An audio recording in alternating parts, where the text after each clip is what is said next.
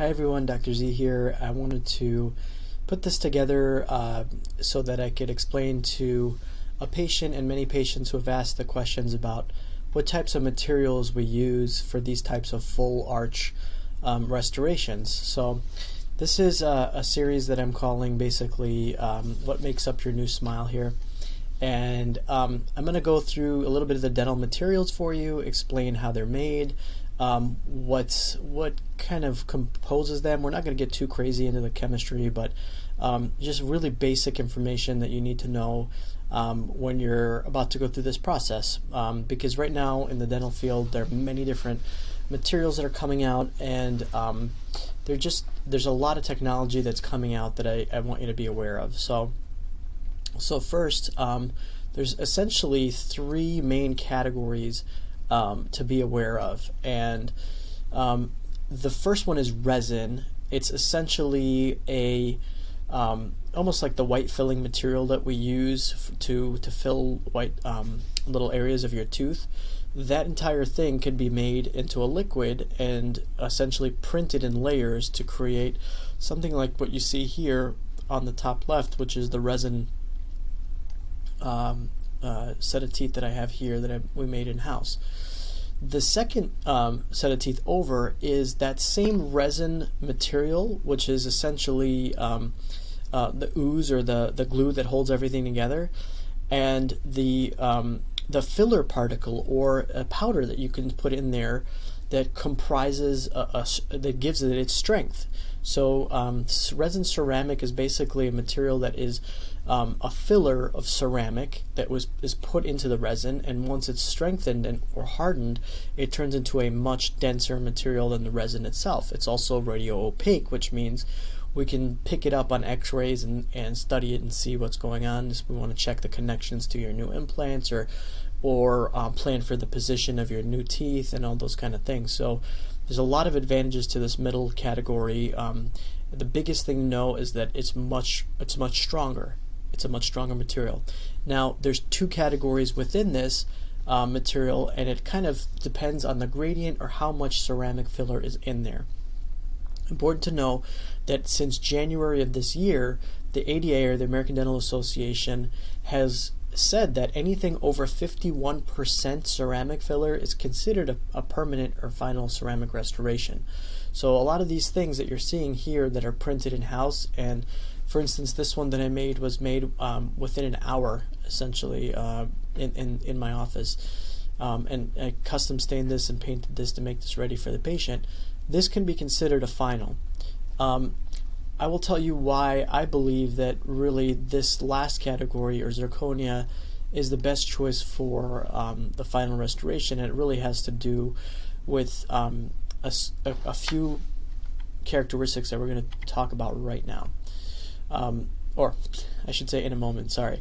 So I just want to take a half step back and explain to you how these things are made.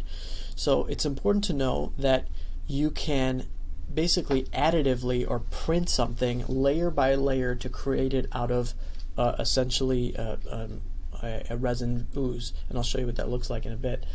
And or you could carve something out of a block, which is a subtractive method, and that's how we come up with our milled restorations. These are the crowns that I've made here. These are milled out of a block, and I'll show you exactly what that looks like in a moment. These three over here were basically printed and then custom stained. So here's a block, and I'm just showing you this so you can kind of get an idea.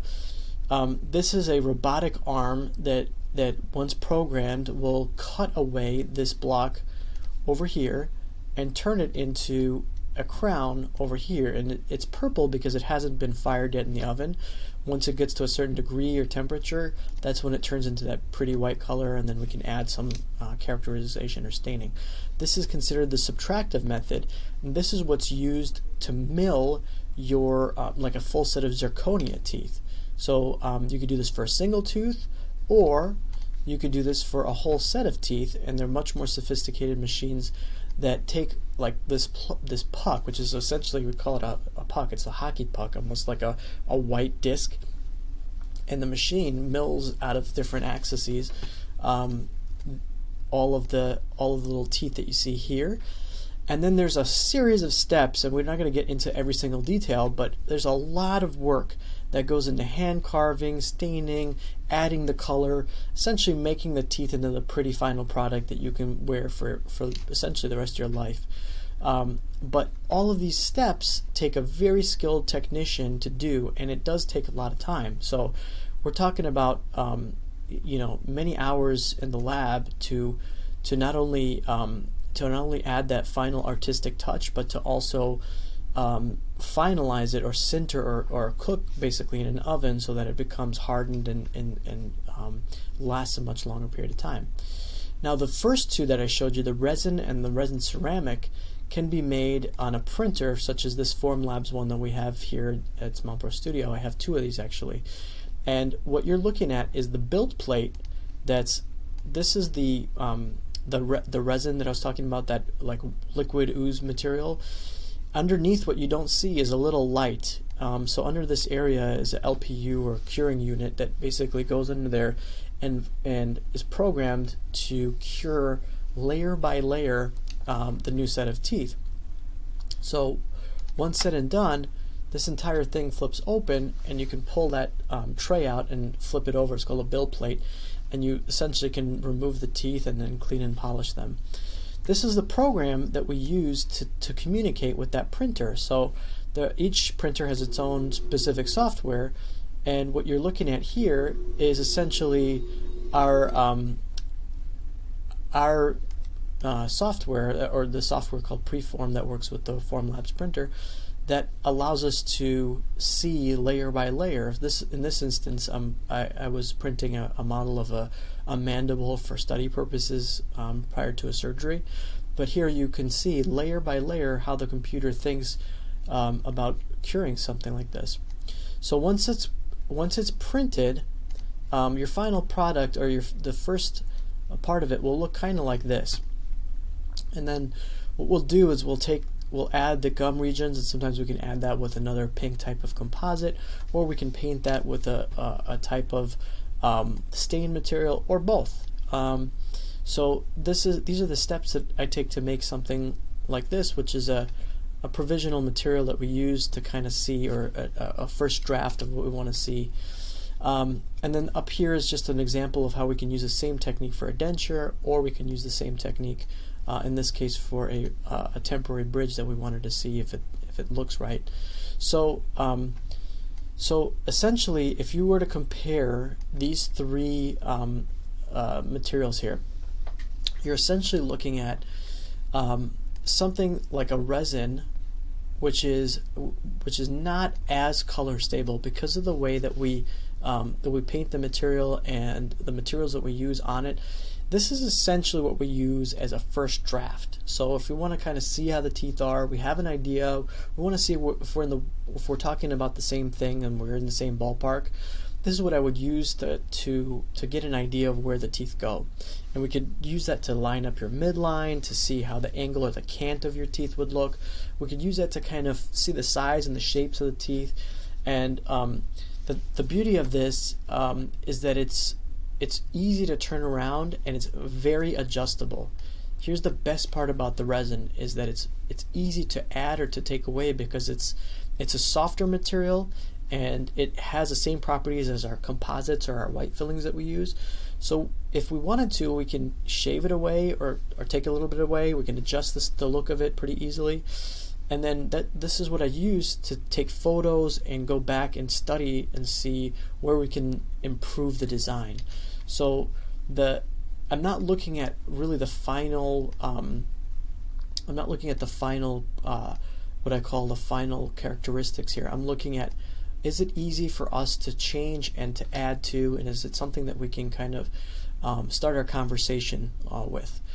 The next step up, which is a little more color stable and has more strength, is very fast to turn around, is a little less adjustable, is that resin ceramic we talked about. Because of the ceramic components in here, it's a little more tricky to add and take away. It's a much more durable material, and I happen to have one of the blocks right here. This is very strong. Like, if you were to hold this in your hands and try to squeeze it, you'll see it's almost like a bone-like material. It's got a very good density to it. The beauty of this is once we get to, or the indication for this is once we get to the ballpark where we're like, okay, we're very close, we get everything lined up, let's get something strong in here that we can kind of look at and have you wear for a few weeks to see if you're functioning with this and can work with this. So this can last several years if made properly and adjusted and balanced properly and protected, maybe with a night guard. So the difference between this, the resin alone, and the resin ceramic is essentially the strength and a faster turnaround, but also it's something that I would use for sure on my stronger biting force patients, people that have bruxism or night grinding, or even if you're aware that you clench during the day, then this would be my first choice of temporary material. But again, if this is which we do have over 51%, you could use this as a permanent for a while. I just don't think it would last, more than a couple of years without having adjustments made because of the color stability and potentially the strength issues. And that's what leads us to our final block, which is essentially the best one, which is the zirconia. If we were to use something that's permanent, it's extremely color stable, that has an unbelievable strength, then this would be your best choice for a permanent solution. The turnaround is slower because of the amount of time that we talked about that needs to go into making it. So the time and labor is extensive on this because it really takes an expertise to make this right. But it's worth it. Once it's done, it is something really solid. The issue with it is that it's not adjustable. So that's why we take so much time to go through these steps to finally lead to this material, because we know that once this is fabricated, it's pretty much set in stone. So again, when do we use resin? When it's a first draft material, very easy to change or amend in the mouth. This is a good place to start the verification process of our measurements to make sure we have our midline correct, or our cant or our tilt that we talked about of our teeth. It's also a good way to see your smile line and see how your teeth kind of look and frame, and it gives you a good feel emotionally about how you look and how you sound with these new teeth. And it's a great starting point, and it's easy to reproduce. So once I design one of these, I have the file, and if I need to change it, I can change it slightly, change the angle of the teeth, I can push them forward or back the way you need, change the size or the entire template, and I'll make a whole separate video on the design process. But it's amazing how much, with the software that we have, the control that we have on this process, it makes it so much better. And then again, the resin ceramic is more of like that second or third prototype. It's much closer to the final product. Or if it's something that we need to test something out for a while and we want to see if it's going to last a few weeks or months, and check your bite, the way that your joint or your TMJ or your joint here feels. So sometimes we have to adjust the height of your bite. Maybe it's too high and you're having joint issues, and then this may need to be redone depending on the thickness and the material that we use. So if we're using this as a long-term temporary, or we say, okay, we want something that'll last for a year, 2 years, or maybe a little bit more, this may need to be redone because of the color stability we talked about and the strength. So if it's a thicker material, meaning the amount of material that we have is about 15 or more millimeters, these tend to be a little bit stronger in that range. But if it's a shorter set of teeth that we're designing for you, these maybe have to be remade a little sooner than that time frame. So when you need a stronger bite and you need a stronger provisional or something that's going to last a little bit longer, you're a clencher, grinder, then this is the go-to material as a first choice. And then if let's just say we can't afford the zirconia or the final product, this is a good thing to kind of like just get you something that you can kind of chew function on, and gives you a good amount of time where you can function. And then once we agree that this is the right shape and size for you, then we can go to that final zirconia that we talked about.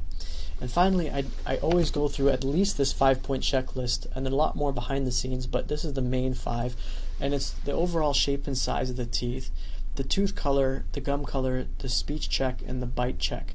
So if we usually check your F and S sounds, because those have specific places where they're supposed to be hitting or contacting on your lip, and we really listen for those sounds to make sure that we're producing those properly. Sometimes it takes time, and that's again why we go with some of the longer lasting provisional or temporary teeth or this resin ceramics, to see if you can adapt to this and you can work to regain some of these movements. And then the bite check, essentially we make sure that when you bite down, you're biting in a balanced way. This is a critical step. So I really want to make sure that all the teeth are touching very evenly, and then when you're moving side to side, certain groups of teeth are touching at the same time. So if you're looking at natural teeth versus these types of full arch teeth, there's a different setup that we need to consider for you to make sure that they work properly. And then so behind the scenes, I'm measuring and making sure that our models are verified, meaning the same model that we use fits in your mouth, and the set of teeth work on both very easily. If that's the case, then we know that our model is going to work for the final. And if we have that set up properly, then your final set of zirconia teeth are going to fit very well. There's just a very quick adjustment at the end that needs to happen. And so all of that together, if I was to recap a little bit, I would say, if we were to rewind just to the beginning here, I would say this is a great choice as a first draft, just to kind of see where the teeth are, get more measurements, get more detail, take a photograph, and then move on to the next set. These we could stop here, but we really want to make sure that you understand that this is really, really the long-term for life solution. The resin ceramic is great and it will last a while, but it also has its limitations. It's really not it's not as stable in color as the zirconia teeth are when they're made correctly, and they're not as strong as the zirconia are. So if you're having issues with this fracturing kind of then what we end up doing is, number one, we make sure that our design is correct, so all those checklists that we talked about and all the balance that we talked about has to be correct before we go to the zirconia final, because we want to make sure that everything in our power is in the right in the right ballpark. So I hope that kind of sheds some light on the different materials we use, and then I welcome you to kind of let me know if you have any questions. Pretty easy to get a hold of. You can email me at drzee or drz@smileprostudio.com, and I appreciate you listening. Thank you. Bye.